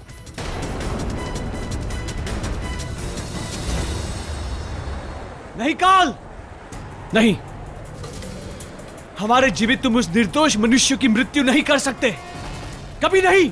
विक्रमादित्य, हट जाओ मेरे मार्ग से और जाने दो मुझे।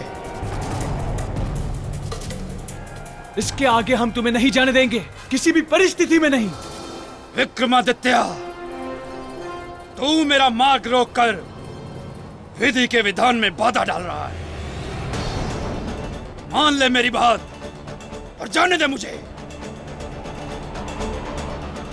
परोपकार के हट में तू अपनी अकाल मृत्यु बुला रहा है। मृत्यु का भय नहीं है हमें। ओह, तो तू मरना चाहता है? मरने की चिंता नहीं है हमें काल, परंतु उस निर्दोष मनुष्य को, उसे कभी नहीं मरने देंगे। वो अपनी अंधी मां का सहारा है, अपने घर का दीपक है। हम उस घर को दुखों के अंधेरों में कभी नहीं डूबने देंगे। यह हमारा संकल्प है। तो तू अब मेरे क्रोध के कुएं में डूबेगा। तुम्हारी ये परोपकार की इच्छा ही तुम्हारा काल बनेगी। हट जाओ। काल, उस निर्दोष की मृत्यु करने से पहले तुम्हें हमारे साथ युद्ध करना होगा।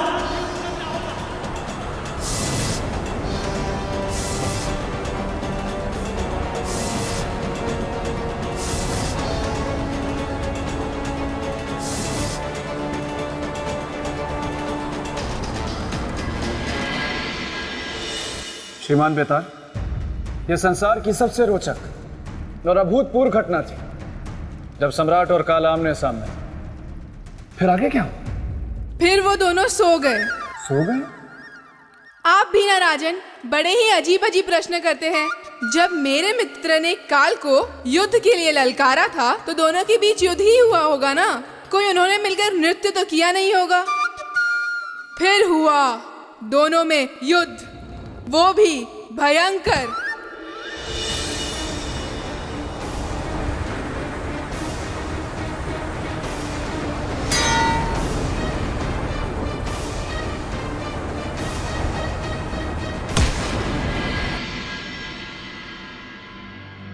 माँ,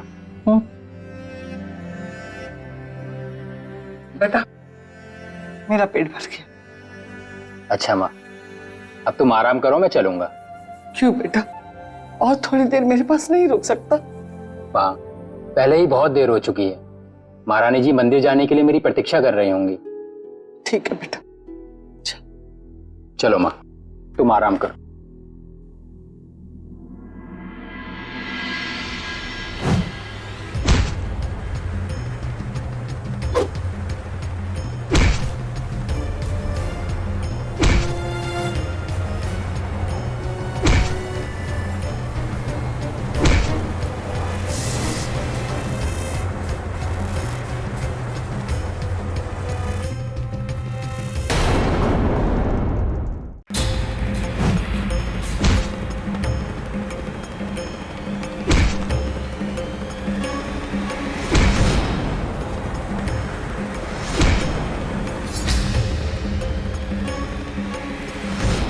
अच्छा माँ, अब तू आराम से सो जाना।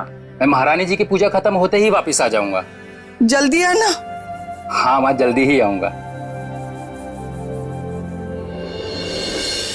श्रीमान बेताल, मैं जानने को उत्सुक हूं कि कथा में आगे क्या हुआ और युद्ध का परिणाम क्या हुआ। सब बताऊंगा राजन। आगे हुआ ये कि जीवित तितलियां। तितलियां?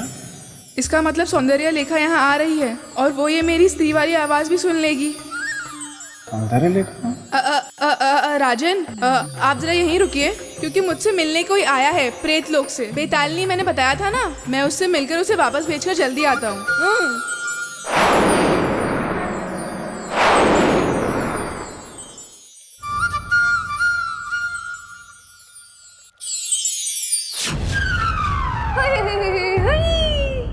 ओहो बेताल, तुम यहाँ हो और मैं तुम्हारा इंतजार वहाँ प्रेत लोक में कर रही थी।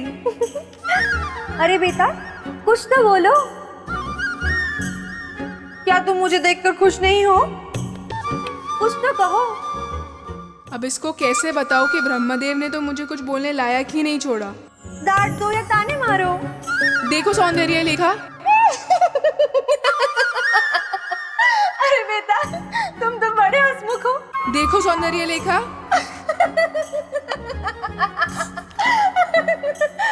अब बस भी करो बेताल, अब तो अपनी आवाज में बात करो। क्यों, तुम्हें ये आवाज पसंद नहीं है? बिल्कुल नहीं। फिर तो हमारा विवाह भी नहीं हो सकता सौंदर्य लेखा। पर ऐसे क्यों? देखो सौंदर्य लेखा, ये एक बड़ी दुख भरी कहानी है। मेरी आवाज एक श्राप की वजह से हमेशा के लिए ऐसी हो गई है, अब कभी पहले जैसी नहीं हो पाएगी। तो विवाह करने का क्या अर्थ? नहीं नहीं बेटा, तुम तो मुझे ऐसे आवाज में भी पसंद हो। लेकिन मुझे पसंद नहीं है, मैं ऐसे विवाह नहीं कर सकता। अच्छा नहीं लगेगा। जब तुम बोलोगी तो लगेगा कि तुम बोल रही हो, और जब मैं बोलूंगा तो भी यही लगेगा कि तुम ही बोल रही हो। और जब सब कुछ बोलना ही तुम्हें है तो विवाह करने का क्या अर्थ? नहीं बेटा, ऐसे नहीं हो सकता। इस शाप का कोई तो तोड़ होगा। इसका सिर्फ एक ही तोड़ है सौंदर्य लेखा। किष्किंधा पर्वत जाना होगा। हम दोनों को? नहीं, सिर्फ तुम्हें। और वहां जाकर श्री बेतालेश्वर का जाप करना होगा 90 लाख बार। सोच लो। फिर अपना विवाह हो जाएगा? ठीक है, तो मैं अभी जाती हूँ।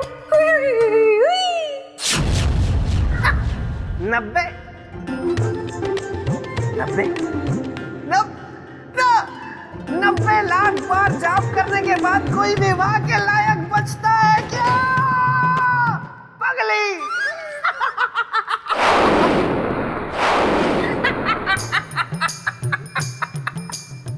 देखा राजन, कैसे चतुराई से विदा कर दिया मैंने उसे। 90 लाख बार जय बेतालेश्वर कहती फिरेगी पहाड़ों में पागलों की तरह। क्योंकि मैं हूं बेताल, जो गलने नहीं देता किसी की भी दाल।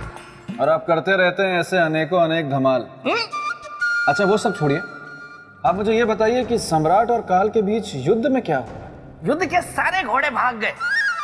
आहा राजन, युद्ध बहुत ही भयंकर हुआ।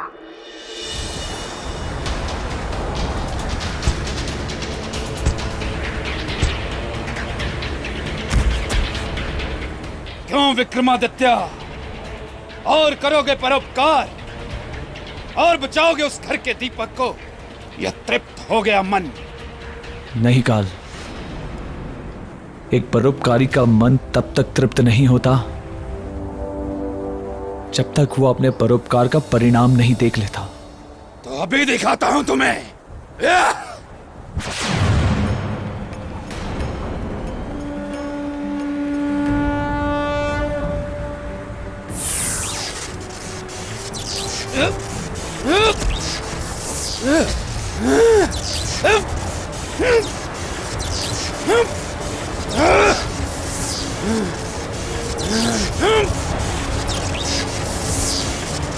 नहीं विक्रमादित्य, तुम मेरे साथ ऐसा नहीं कर सकते।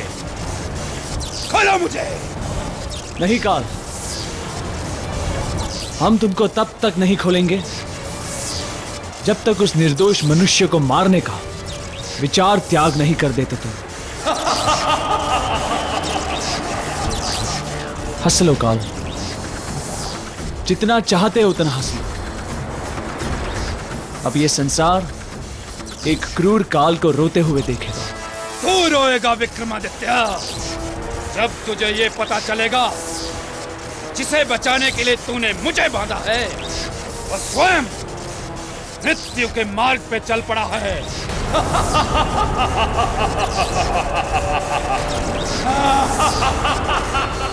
मेरे कारण महारानी जी को पूजा में बहुत देर हो गई। मुझे शीघ्र महल पहुंचना होगा। ये क्या? आप लोगों ने मुझे घेर क्यों लिया? क्योंकि तुम्हारी मृत्यु का आदेश है। मृत्यु का आदेश? पहना दो इसे बेड़ियां। किंतु सैनिकों, मुझे बंदी बनाने का कारण तो बताइए। मेरा अपराध क्या है? चतुर अपराधी कारण पूछकर खुद को निर्दोष सिद्ध करना चाहता है। छोड़ दो मुझे। बिना अपराध जाने मैं यहाँ से नहीं जाऊंगा। तुम लोगों को मुझे मेरा अपराध बताना ही होगा। ये किसकी आवाज है? बेटा ले चलो इसे घसीट के। मैं नहीं जाऊंगा। अरे कौन है? छोड़ दो मुझे। कौन है? बेटा नामदेव, मेरे बेटे को कहाँ लेके जा रहे हो? मैं नहीं जाऊंगा। छोड़ दो। नामदेव, बेटा, ये कौन लोग हैं जो तुझे बलपूर्वक लेके जा रहे हैं? सैनिक मुझे अपने साथ कैदी बनाकर ले जा रहे हैं। अरे छोड़ दो मेरे बेटे को। ये महाराज का आदेश है, भावनाओं की आंच से नहीं पिघलेगा माता। हटिए, बाधा मत बनिए, ले चलो इसे। छोड़ दो मुझे। मेरे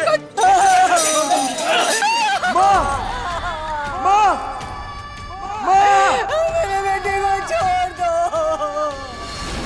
विक्रमादित्य, खोल दे मुझे, अन्यथा पछताएगा तू। स्वयं के संकट में गिर जाने के भय से किसी निर्दोष के जीवन को संकट में नहीं छोड़ सकते आप। बहुत हट कर रहा है तू, विधि के विधान में बाधा डाल रहा है। मुझे मेरा कार्य करने दे। काल हूं मैं, काल को अपना शत्रु मत बना। शत्रु नहीं बना रहे हैं तुम्हें। जिस तरह से तुम अपना कार्य कर रहे हो, ठीक उसी तरह से हम भी अपना कार्य कर रहे हैं काल। अपने इस परोपकार का दुष्परिणाम जानता है तू मेरा ग्रास बन सकता है। मुक्त कर मुझे। अवश्य मुक्त कर दूंगा तुम्हें, परंतु अभी नहीं। उस निर्दोष मनुष्य की मृत्यु की घड़ी टल जाने के बाद। विक्रमादित्य, मेरी एक बात याद रख, किसी की नियति बदलने के प्रयास में तू अपनी नियति को काल की भेंट चढ़ा रहा है। विक्रमादित्य!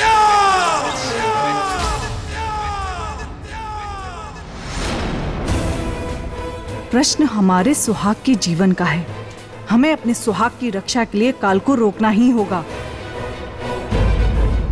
रुक जाइए महारानी, रुक जाइए। नहीं आचार्य जी, अब ये शतरानी रुकेगी तो सीधे काल के सामने। परंतु महारानी, काल को ऐसे नहीं रोका जा सकता है। तो फिर कैसे रोका जा सकता है? क्या विधि है काल को रोकने की? महाकाल की आराधना। तो हम अभी महाकाल की आराधना आरंभ करेंगे। व्यवस्था की जाए। यह भी नहीं कर सकते महारानी। क्यों? अभी क्यों नहीं कर सकते? क्योंकि अभी वो घड़ी आई नहीं। काल को रोकने के लिए महाकाल की आराधना तब करते हैं जब जीवन में काल का प्रभाव दिखना शुरू हो जाता है। तो फिर हमें उस घड़ी का पता कैसे चलेगा? मैं बताऊंगा। ठीक है, पर याद रहे कि काल की वो मनहूस घड़ी निकलनी नहीं चाहिए। दुस्साहसी, विश्वासघाती, नहीं जानता था तू इतना बड़ा छल करेगा। क्षमा करें महाराज, परंतु पूछने की दृष्टता कर रहा हूं। आपके इस क्रोध का कारण क्या है? मेरा अपराध क्या है? तेरा अपराध इतना बड़ा है कि उसके सामने मृत्यु दंड भी छोटा है। बेशक आप मुझे मृत्यु दंड दे दीजिए, परंतु आप मुझे मेरा अपराध बता दीजिए। बिना अपराध जाने मैं अपराध का बोझ लेकर नहीं मरना चाहता। तुझे जिस पेड़ ने छांव दी, तूने उसी की जड़ को काटा है। रखा था मैंने तुझे महारानी की सुरक्षा के लिए, और तूने उन्हीं का अपहरण किया। महारानी का अपहरण? ये आप क्या कह रहे हैं महाराज? मैं भला महारानी का अपहरण क्यों करूंगा? अपराधियों के लक्षण को मैं भली भांति जानता हूं तू नहीं स्वीकारेगा अपने पाप। सैनिकों, इस पापी विश्वासघाती के शरीर को तब तक तीरों से छलनी करो जब तक इसके प्राण ना निकल जाएं। तेरे दंड से संसार सीख लेगी विश्वासघाती कि विश्वास के नाव में छेद करना कितना बड़ा अपराध है। ले जाओ इसे। महाराज, मैंने कुछ नहीं किया है महाराज, मैं निर्दोष हूं महाराज। मेरी बात सुनिए महाराज। महाराज, मेरी बात सुनिए महाराज। अरे कोई तो रक्षा करो मेरे बेटे की। अरे कोई तो बचाओ मुझे अंधी की लाठी को। कोई तो।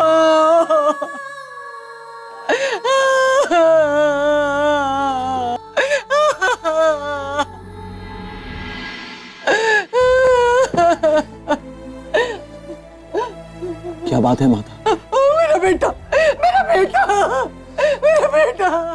क्या हुआ आपके बेटे को?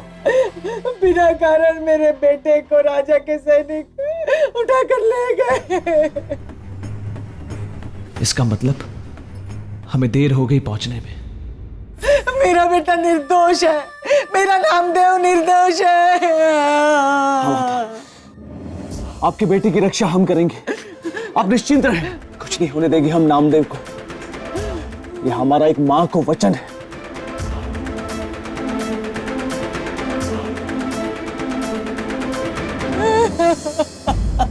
नामदेव, अभी भी समय है, अवसर देता हूं और क्षमा करने का अनुरोध भी करूंगा महाराज से। सेनापति जी, मैंने महारानी को नहीं छिपाया है, उनका अपहरण मैंने नहीं किया है। आप मेरी बात का यकीन क्यों नहीं करते? जो सुरक्षा कर रहा था वही कह रहा है ये बात। सेनापति जी, मैं अपनी माँ की सौगंध खाकर कहता हूँ, मैं विश्वासघाती नहीं हूँ। मैंने महारानी का अपहरण नहीं किया है। ऐसा घिनौना काम करने से पहले मैं कई बार सोचूंगा। मतलब तू अपना मुंह नहीं खोलेगा? सैनिकों, निशाना लगाओ इस पर और छलनी कर दो इसके शरीर को। लगाओ निशाना। मैंने महारानी को नहीं छिपाया है। नामदेव, अभी भी वक्त है, बता, बोल। मैं नहीं जानता सेनापति जी, मैं अपनी माँ की सौगंध खाकर कहता हूँ, कृपया मुझे छोड़ दीजिए। बेचारा नामदेव,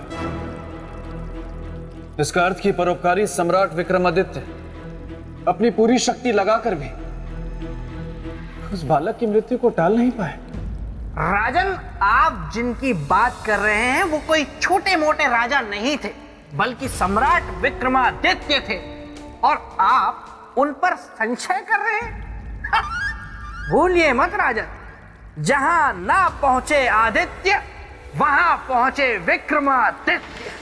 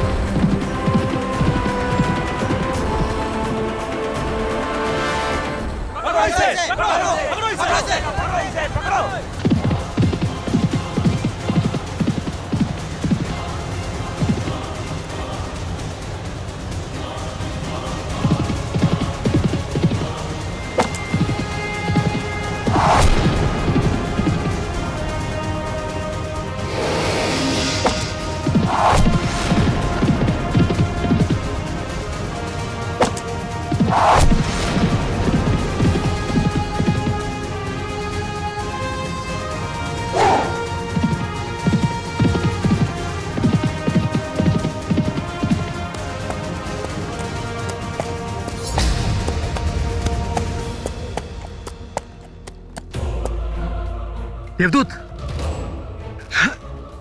आप कुछ बोलते क्यों नहीं? आप ठीक है देवदूत?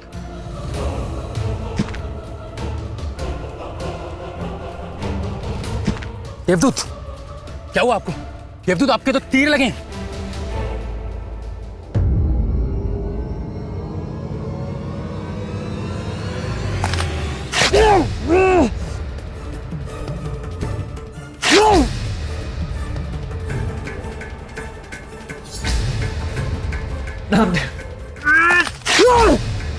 देवदूत, आप ठहरिए, मैं आपके लिए जल लेके आता हूं।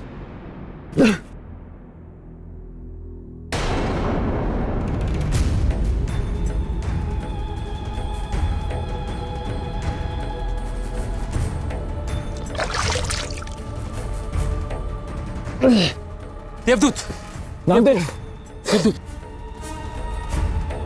नामदेव, हमारी चिंता मत करो, अपनी माँ को लेकर कोई सुरक्षित स्थान पे जाओ, जाओ। नहीं देवदूत, यूं घायल अवस्था में मैं आपको छोड़कर नहीं जा सकता। हट मत करो नामदेव, तुम्हारा जीवन संकट में। जाओ तुम। अपने प्राण बचाने वाले को छोड़कर चला जाऊं? नहीं देवदूत, किंतु एक बात समझ में नहीं आई, आपने मुझ जैसे साधारण व्यक्ति की जान बचाने के लिए अपने प्राण संकट में क्यों डाले? क्योंकि तुम निर्दोष हो, दोषी नहीं हो तुम, और एक निर्दोष को दंड देना दंड विधान पे कलंक है। काश आपके विचारों की तरह ही सारे राजाओं के विचार होते देवदूत। हम कोई देवदूत नहीं है नामदेव, हम एक साधारण मनुष्य हैं। चक्रवर्ती सम्राट सम्राट, आंखें खोलिए सम्राट, सम्राट कुछ बोलिए, सम्राट, सम्राट कुछ बोलिए, सम्राट आंखें खोलिए।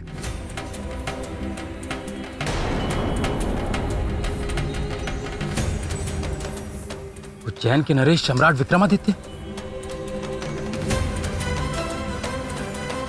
मेरे प्राण क्यों ना चले जाएं, किंतु मैं आपको कुछ नहीं होने दूंगा। मैं अभी वैद्य को बुला के लाता हूं।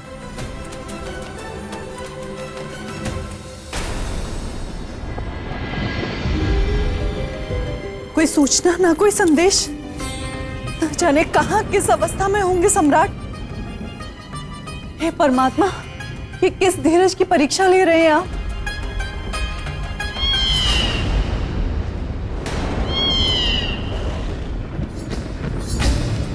काली बिल्ली, ये कैसा अशुभ संकेत है? हे परमात्मा, हमारे सम्राट की रक्षा करना।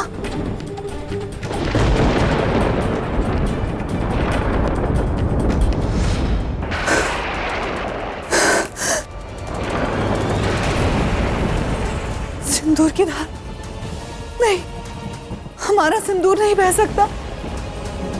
हमारे सुहाग पर कोई संकट नहीं आ सकता। धीरज रखिए महारानी जी। धीरज? किस बात का धीरज रखें आचार्य जी? इस बात का जो मैं आपसे बताने जा रहा हूं। तो फिर शीघ्र ही बताइए। महारानी, सम्राट विक्रमादित्य के जीवन में राहु दोष प्रारंभ हो चुका है। वो है तो केवल आज रात्रि तक के लिए, परंतु क्या आचार्य जी? यदि आज की रात कुशलता से बीत गई तो सम्राट के जीवन में कोई अमंगल नहीं होगा। और यदि हुआ तो? ईश्वर न करे ऐसा हो। और यदि हुआ तो चिंता गहन है। तो हम उस चिंता की चिता जला देंगे आचार्य जी। ये एक क्षत्राणी सम्राट विक्रमादित्य की पत्नी चित्रलेखा का वचन है। आप बस हमें उपाय बताएं। उपाय है,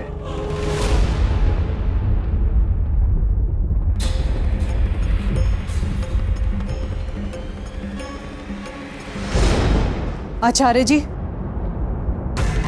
जब तक चित्रलेखा की नाड़ियों में सम्राट के नाम का रक्त बह रहा है, तब तक कोई काल उन्हें छू भी नहीं सकता। और यदि किसी काल ने उनके निकट आने का दुस्साहस भी किया, तो एक सुहागिन का श्राप उसे जलाकर भस्म कर देगा।